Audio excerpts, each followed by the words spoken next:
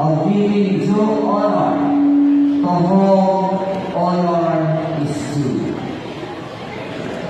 It is my pleasure to welcome you all in this 7th Recognition Day of MDM Sagay College, especially to our achievers, Class 2023-2024. Again, thank you